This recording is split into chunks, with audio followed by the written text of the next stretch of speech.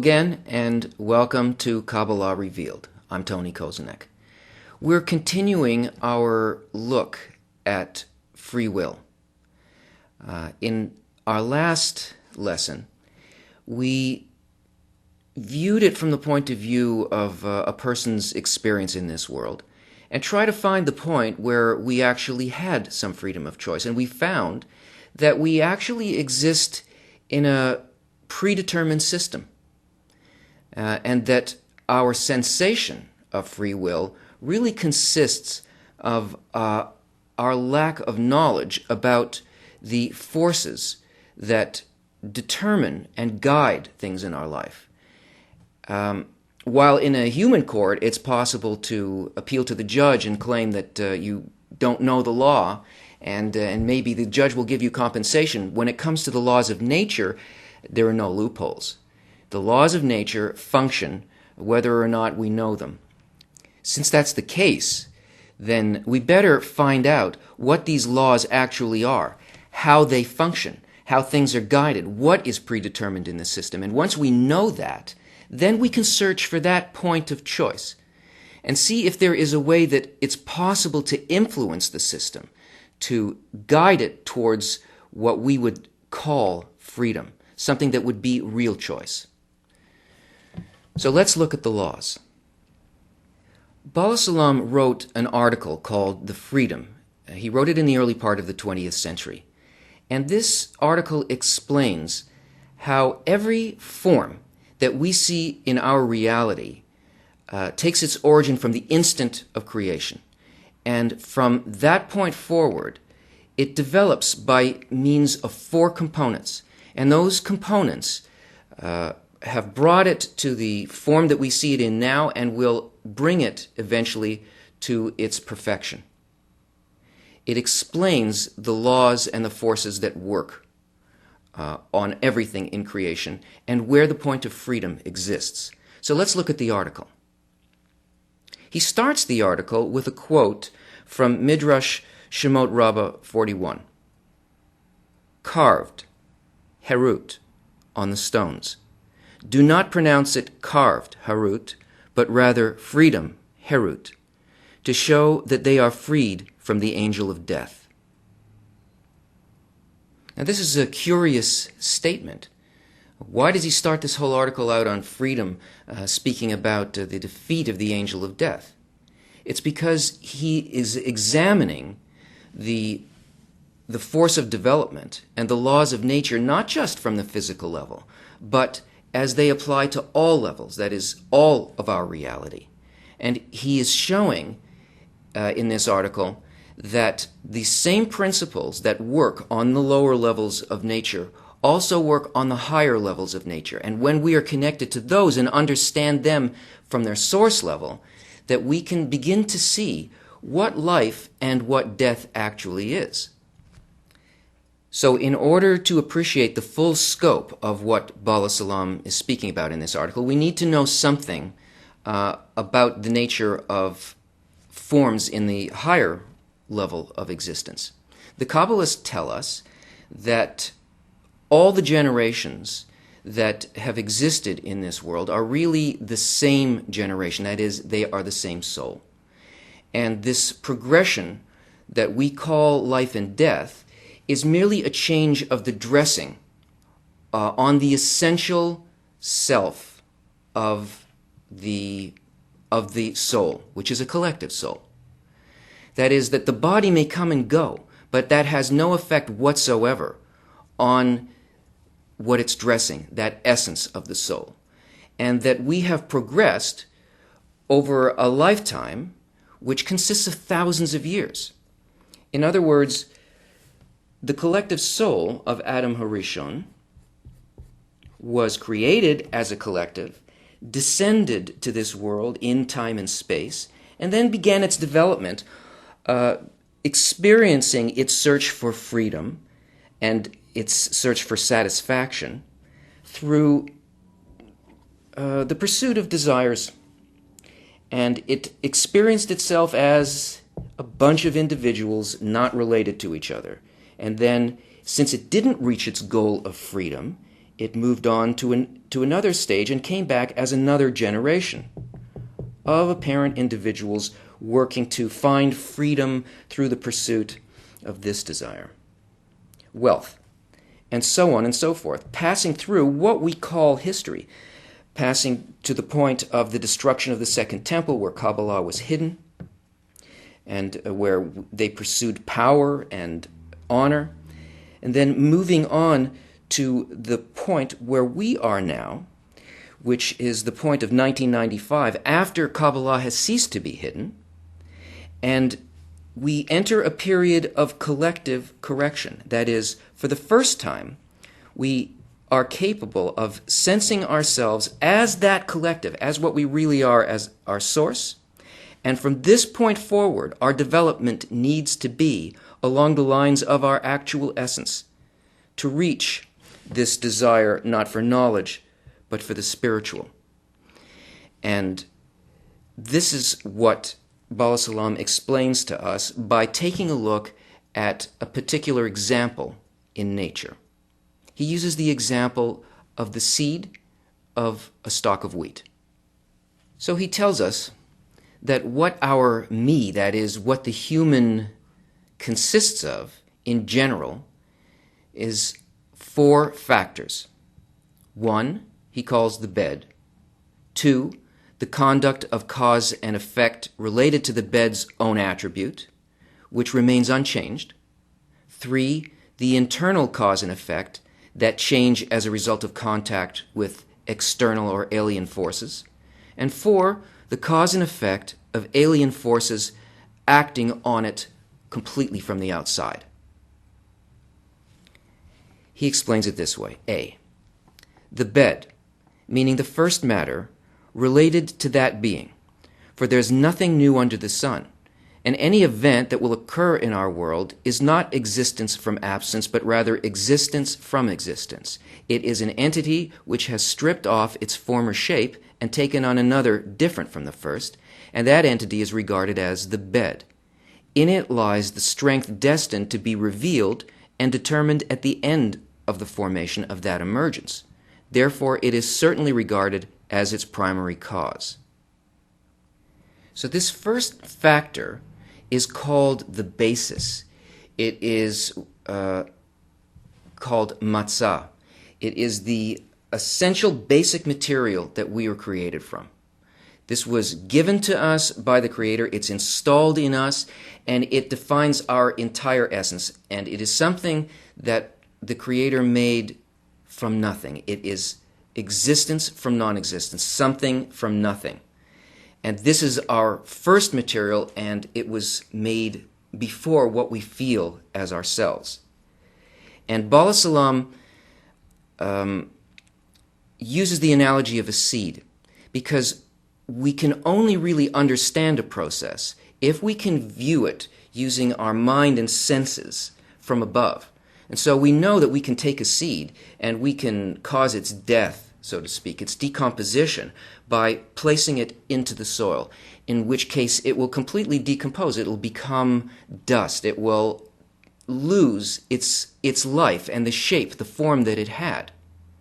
But at the end of its decomposition, it then becomes another form of life. And that essence, that matzah or basis, which is pure information, is transferred from that seed into the new form. And the new form will be a stalk of wheat. So we see that the essence is not controlled in any way by the dressing. It's something that can dress or undress into new forms of life. Now, if we can begin to see that same system working in regards to our level, then we can begin to see what is occurring and to be able to direct what is occurring. We may be able to find a point by which we actually have some kind of choice in the process. And this basis, this matzah, consists of the origin and the mentality of all of our ancestors. That is, their mental qualities plus all of their accumulated knowledge. And these will be felt in us, in our new form of life, as unconscious tendencies. They start out that way, and they can be expressed either positively or negatively, depending on the necessary development of that next stage of life.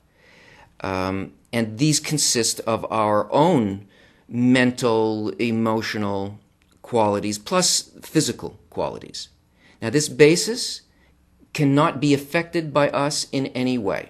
This is created before us, and we have no influence on it. Bala Salam continues, the second factor, it is a conduct of cause and effect that is related to the bed's own attribute, which does not change. Take, for example, a stalk of wheat that rots in the ground, as a result of which many stalks of wheat grow. Thus, that rotten phase is deemed the bed, meaning that the essence of the wheat has stripped off its former shape, which is the shape of wheat, and taken on the shape of rotten wheat, which is the seed that we call the bed, which is now stripped of any shape. Now, after rotting in the ground, it has become worthy of dressing in another shape. That is the shape of many stalks of wheat destined to grow from that bed, which is the seed. And it's known to all that this bed is destined to become neither cereal nor oats, but it can only be compared to its former shape, which has now been stripped off it, being the single stalk of wheat. And although it changes to a certain degree, both in quality and quantity, for the former shape was just one stalk, and now there are 10 or 20 stalks, and in taste and appearance too, but the essence of the shape of the wheat remains unchanged. Thus there is a conduct of cause and effect ascribed to the bed's own attribute, which never changes. That cereal will never emerge from wheat, as we've said, and this is called the second factor. So how can we understand this? Here we have the first factor, the matzah, the essence of the creation or of the form. Inside of the matzah, we have those qualities that make up its essence, the ones that will continue to be incorporated into new forms of life. This is the first factor, the basis. This is number one. Around that is what he calls the second factor, or the conduct of cause and effect that is related to the bed's own attribute. Now, what that means is that there exists a program that is related only to the qualities within the essence of the basis. It's like a computer program, and it's aimed directly at those qualities within the essence, and the program is a program of development. So that this is actually part of the predetermined aspect of a form. This is also something that cannot be affected whatsoever. It is a fixed system, and it's designed to work precisely on the development of those qualities within the essence. And this is the second factor. And as the first one, we cannot influence these things. These are determined by the Creator. There is complete and total creation and management of these two levels. And this essence, through the effect of this program, will be brought through its full development, through time, space, and everything that it has to develop into its final perfection. The next two factors, the third and the fourth, are external to what we've just seen. They're external to the soul. And they pressure us by developing us in a way that we feel is against our will.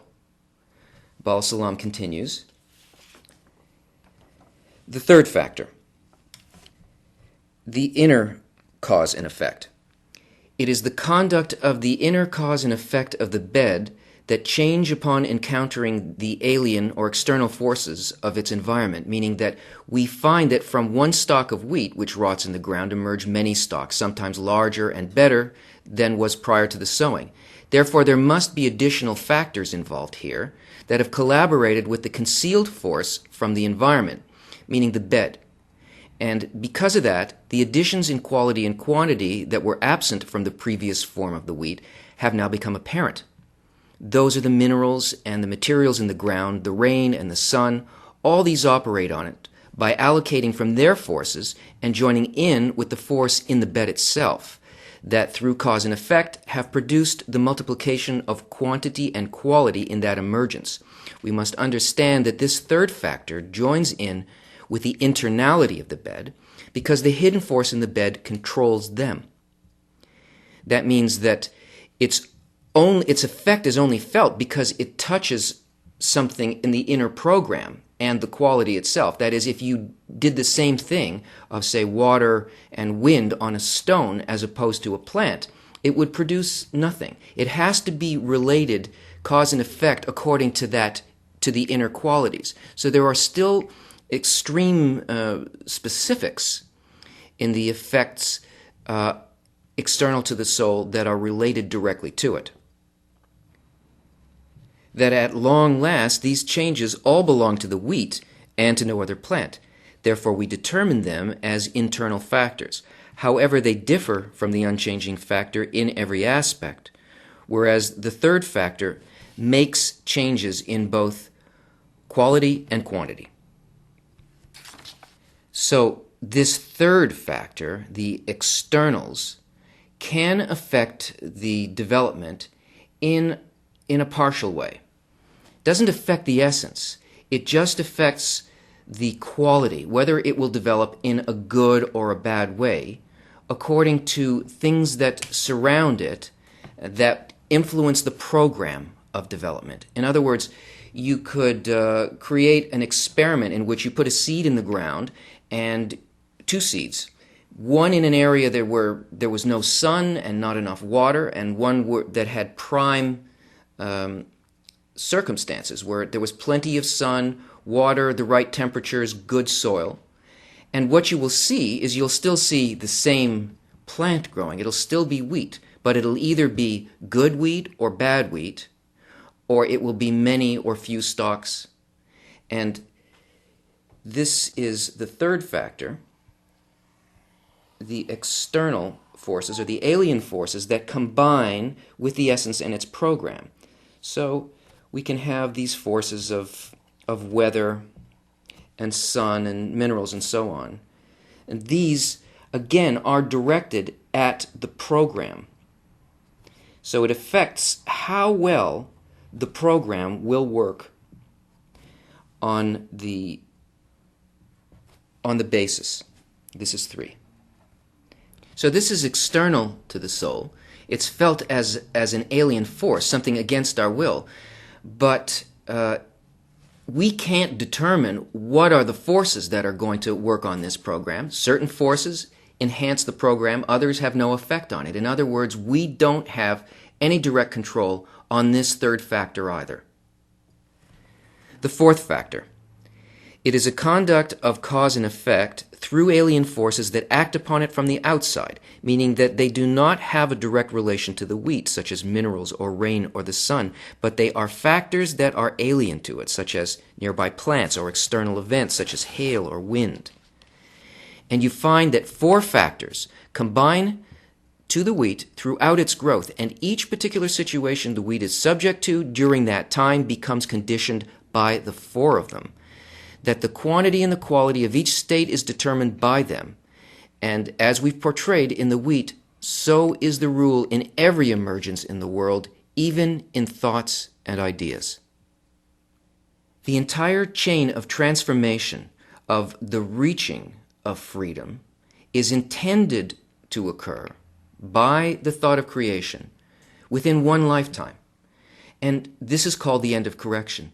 And until that occurs, we find ourselves continuing our development, returning to what we call a physical experience.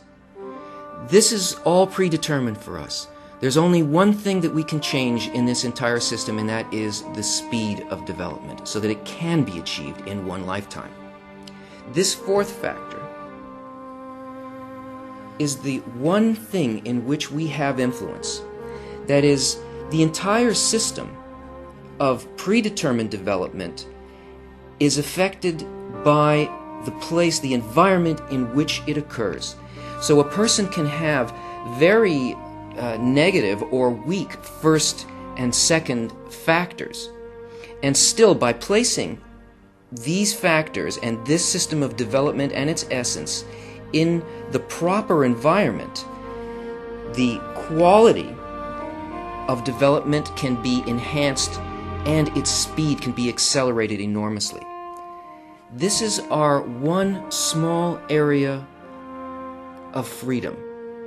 It's tiny, but its effect is enormous.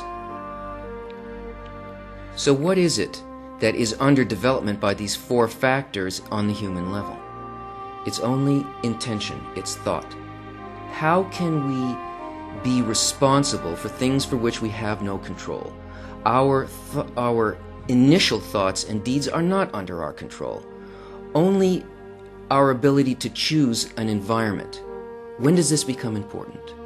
At the point at which the point in the heart appears within the soul of a person.